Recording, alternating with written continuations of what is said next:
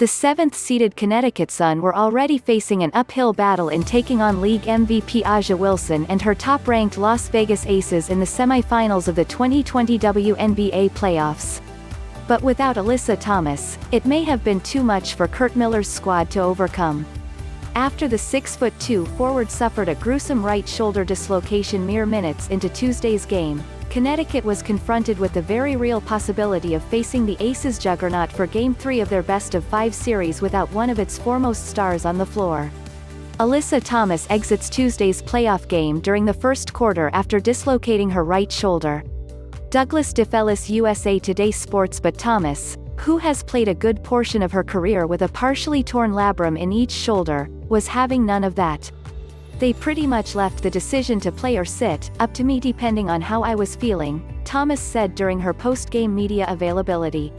"As soon as I heard that, I knew I'd be out there." Despite literally having her shoulder forced back into its socket, an exercise so agonizing that players could hear her screaming from the locker room as Tuesday night's game continued without her, Thomas miraculously found her way back into playing shape. She had been listed as out in the Sun's injury report Wednesday before getting upgraded to questionable midday Thursday. By tip-off at 9:30 p.m., the two-time All-Star was back on the court as one of Connecticut's starting five.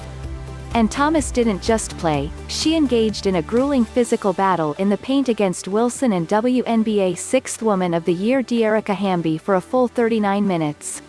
When all was said and done, Thomas had racked up a game-high 23 points, 12 rebounds, 4 assists, and 3 steals to lead the Sun to a 77-68 victory.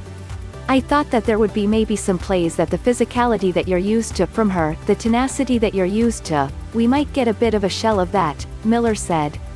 "Even if she wanted to be smart, she only knows one way to play." Now, Thomas and her Connecticut squad are just one win away from punching their ticket to their second consecutive WNBA Finals appearance despite starting the playoffs as the penultimate team in the rankings.